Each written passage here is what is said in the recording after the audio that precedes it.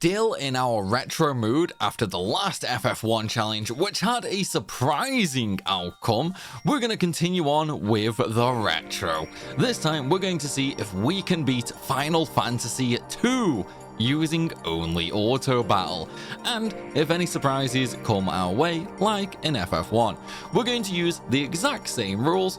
Auto battle is the only thing that can be used in battle. No defending, no fleeing, nothing is allowed except auto battle, which of course defaults to attack.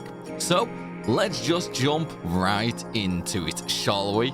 And oh my god, it's the shameless adventures of Coffee the Hero, Twitch the E-Girl, Twitter Speak Beaver, and Discord the Forgotten Menace.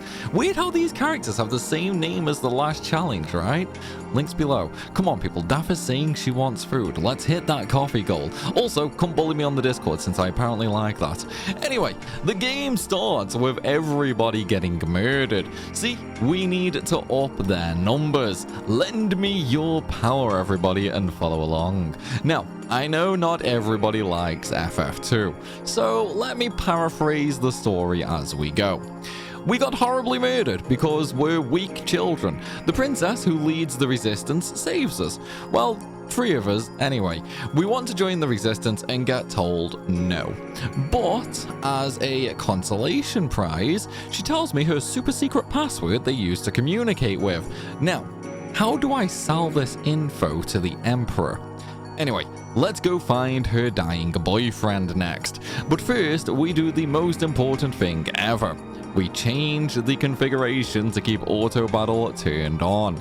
Now, I'm kinda also in the mood to pretend to be Kirito from Sword Art Online. So, buy a bunch of swords for everybody to dual wield for science? Well, except Twitter, he's dumb so he keeps an axe. All brawn and no brain after all. Now, we have a nice relaxing stroll up to town, murdering giant man-eating hornets and goblins on the way. Just don't go too far north, otherwise you get the bad part of an isekai. In town, we find out the place is crawling with soldiers. Great, I can sell info on the password we were told earlier. But first, after a long journey, we need a trip to the bar to get drunk. Look, giant bees freak me out, okay? I need a drink to calm my nerves. I also try and sell the barkeep my password, who thinks I'm a rebel. Nah, princess wouldn't let me, buddy.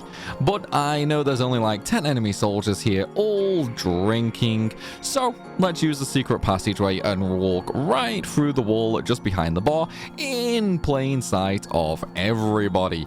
I guess they're all drunk though. Anywho, we find a prince. We can sell a password for the rebel army, and we can sell the prince's location. We're gonna be rich, guys. But he dies and wants us to deliver a ring to the princess.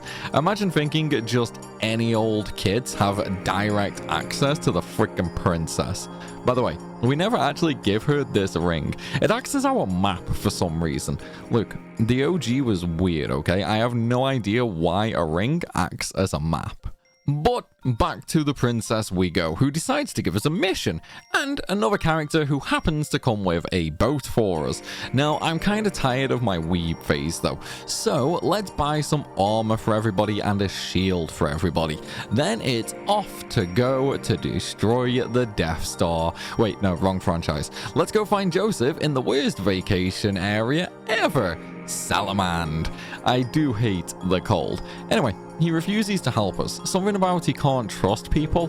Look, all I wanted to do was sell out the resistance and a dying prince to live a life in luxury 10 lifetimes. And all of a sudden, we can't be trusted. Fine, let's go save us cronies at Semit Falls. Before that though, upgrade gear as much as you can and move on. We go through the cave system slowly because in this game you get attacked every 3 goddamn steps.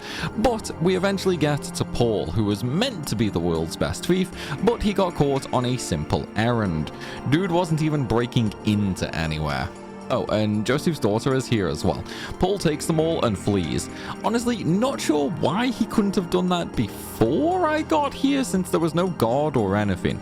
But anyway, we proceed on down, and we get to what is honestly the easiest boss ever in the game, the Sergeant.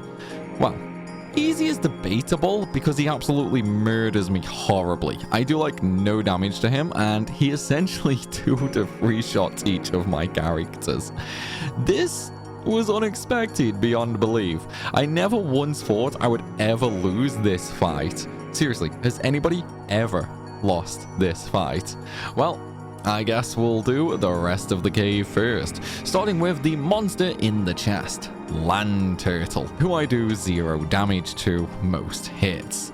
I am weak right now. Well, that and magic is stupidly overpowered in FF2 early on, and the game expects you to use it, something we obviously can't do. But I really was not expecting this at all.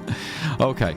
Let's level our swords, shields, and get a little bit more HP and strength. I tried the Land Turtle again after gaining a little bit more HP, and it somehow works.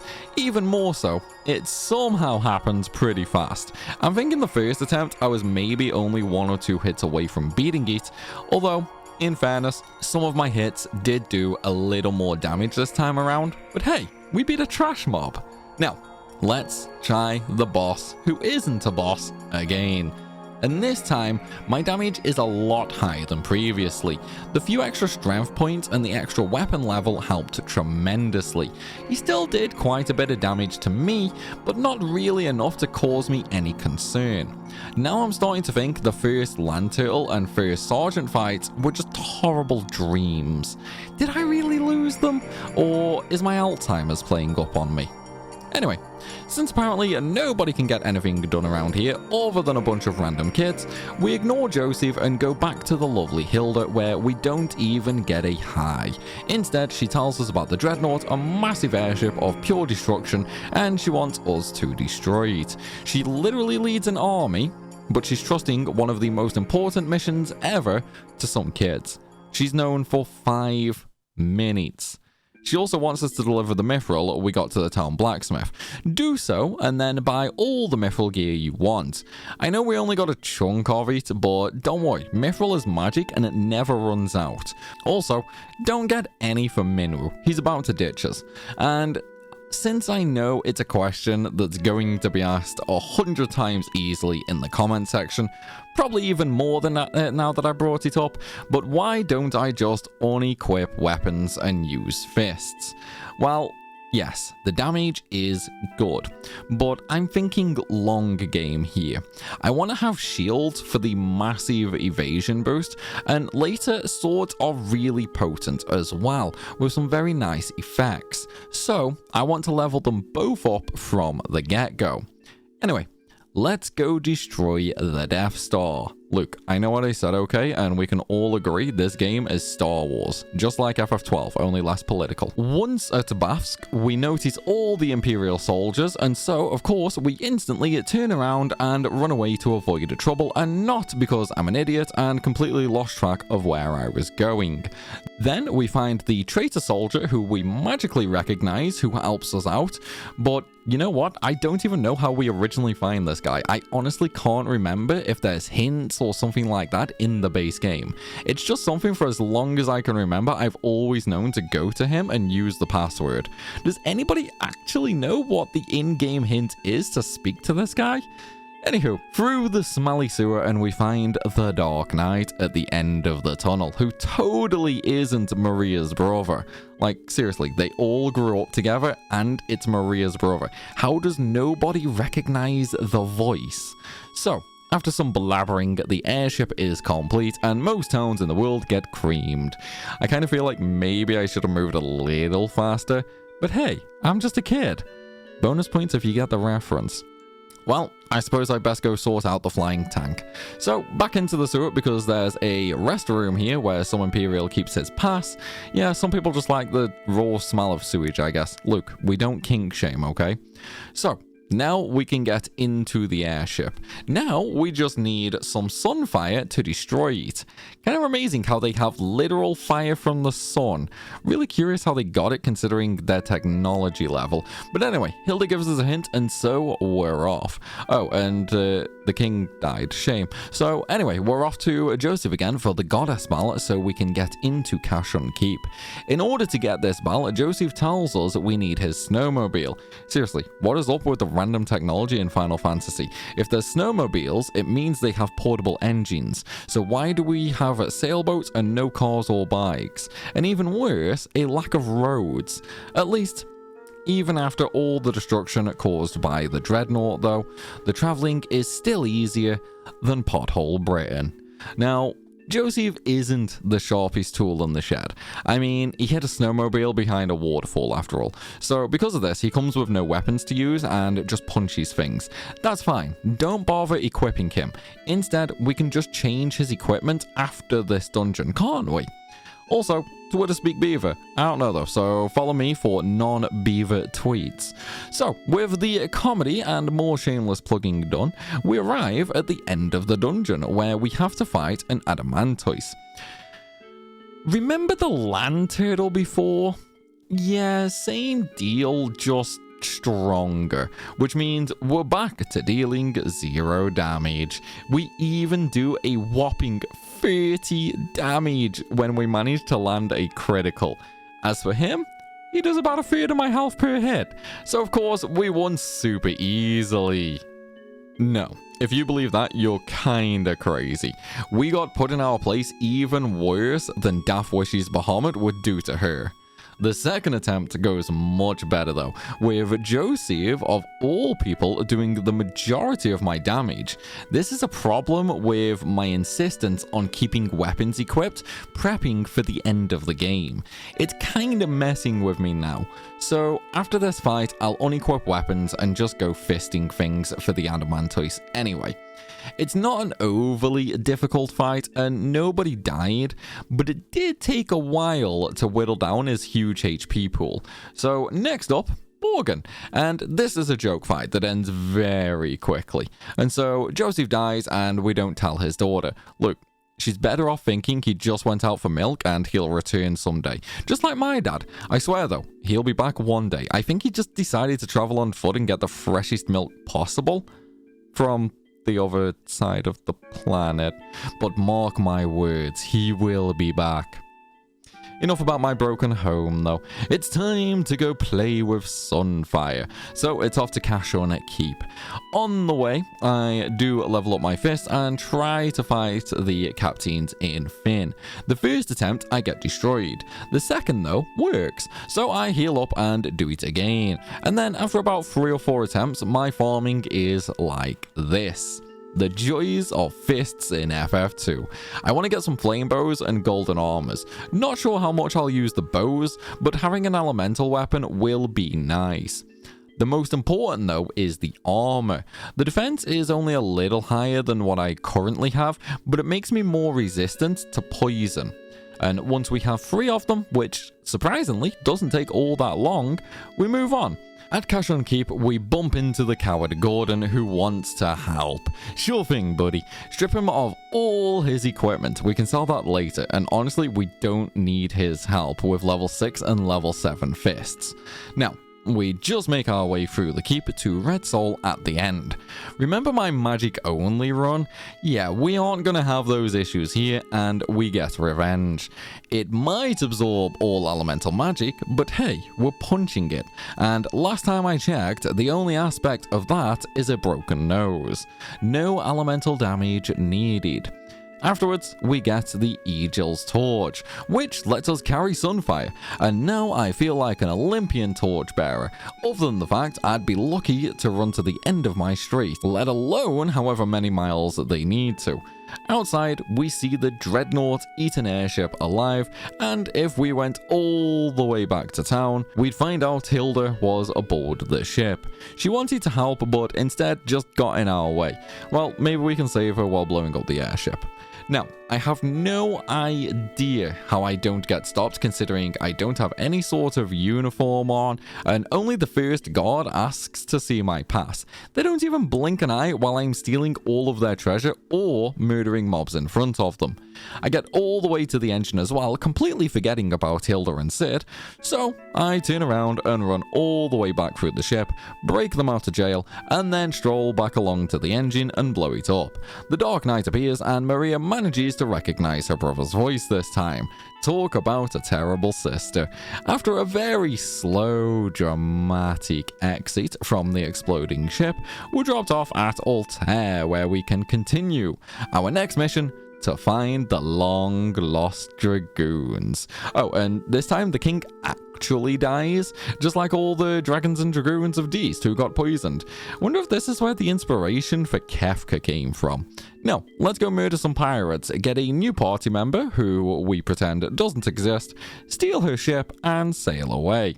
On the way, let's grab the necklace from Deist Cave, which lets us talk to the wyvern, take his unborn child, and go throw it in a lake.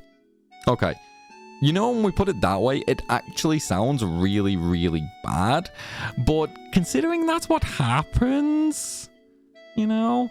While doing this though, plunder everything from Deist Castle. Look, everybody is dead, and I'm sure the grieving widow and young child left all alone aren't gonna survive, even with the items. So we might as well hoard them and not use them ourselves. Now, with the egg in tow, go back to Deist Cave and plunder everything there as well. Once everything is done, we head back to Alta for Hilda to seduce us. Well, the fake Hilda who's actually a Lamaya queen. Look, I've seen Monster Musume, and I have no issues with what is about to happen. But sadly, we get interrupted and a fight breaks out. I will note, however, the Lamaya queen can actually drop a ribbon. It's extremely rare though. I've only ever got it once because I always give up on farming it. I did, however, get the Diamond Cuirass drop, one of the best armors in the game.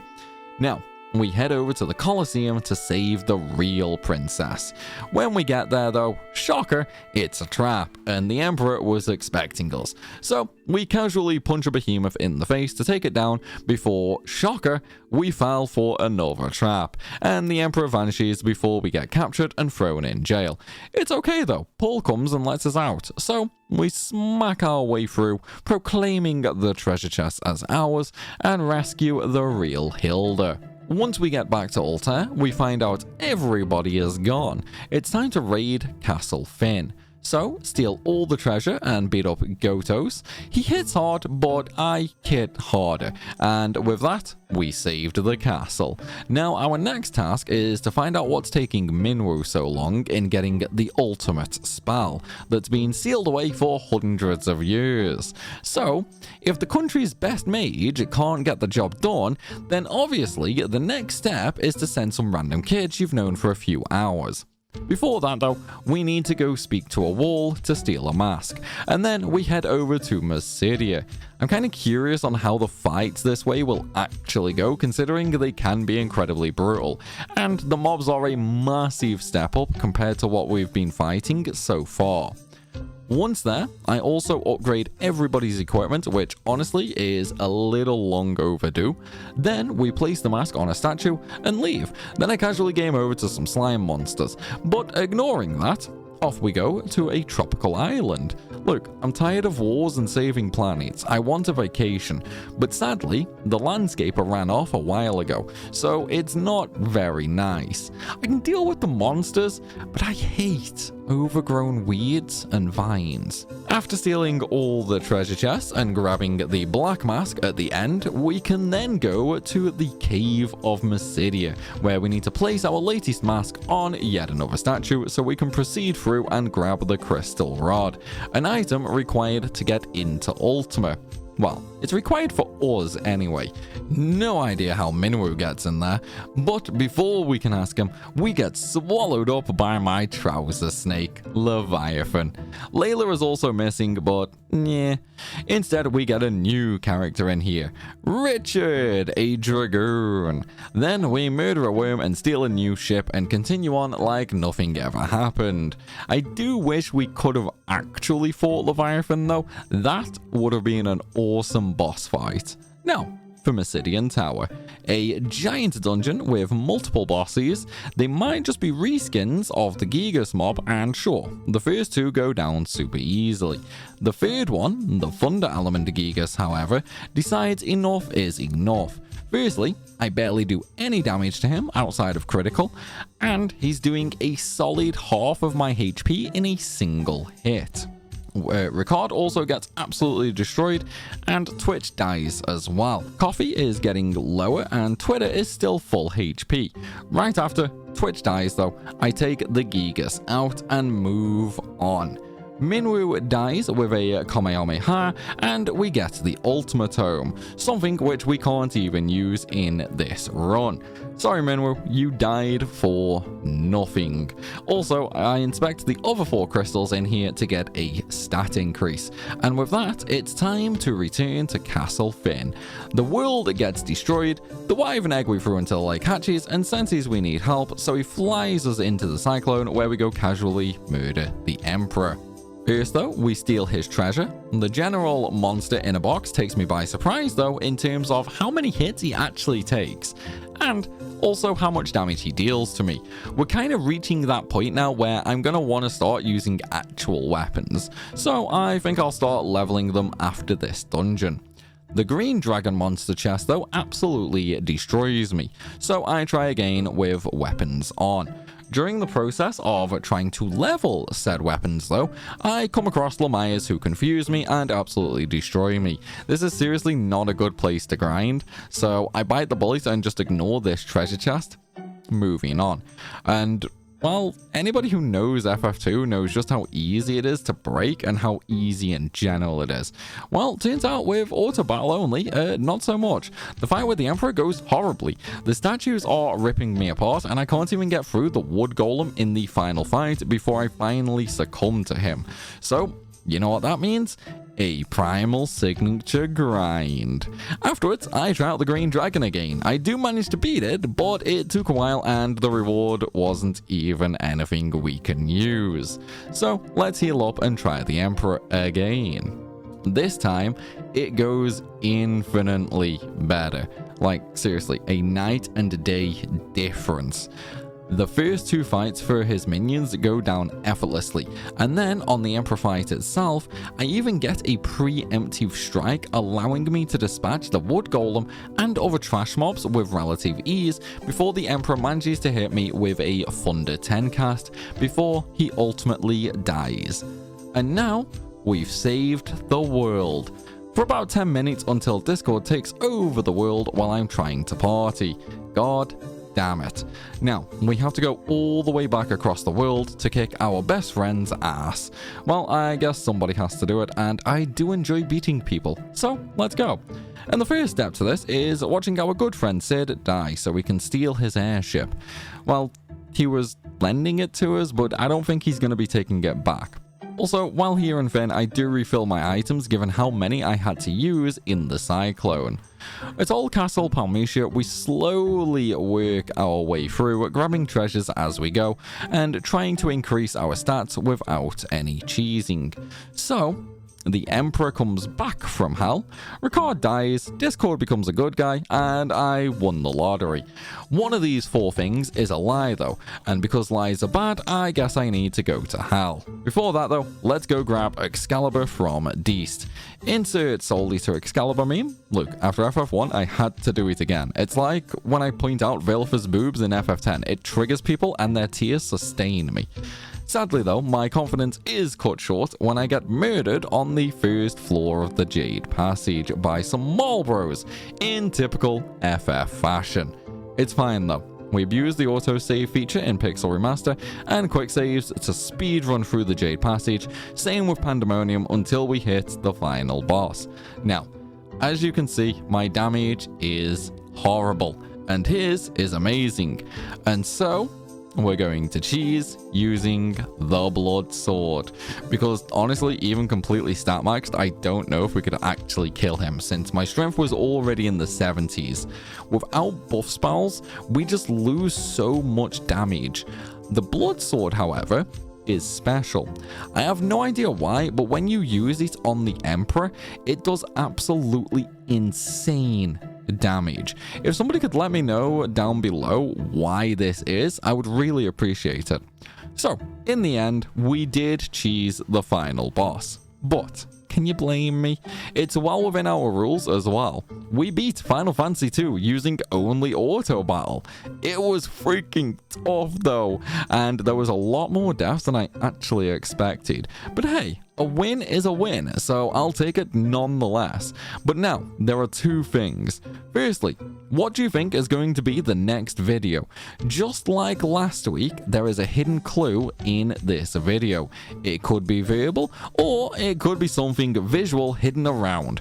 First comment to guess it gets their comment pinned. Of course though, you don't have to wait for next week. Coffee supporters get early access to these challenges as soon as they are made.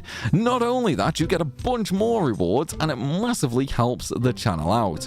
We're working hard on our goal to hiring a full-time editor, and when that goal is met, you guys get 2 new video series starting up, and our little gremlin gets to eat. It's a win-win, right?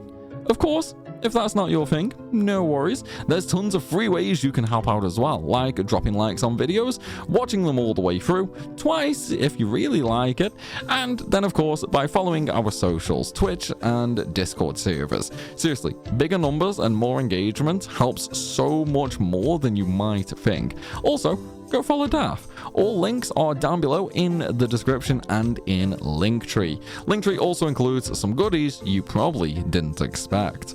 But now though, everybody, I will leave you staring at our insane OnlyFlans hoodie. See you all next week.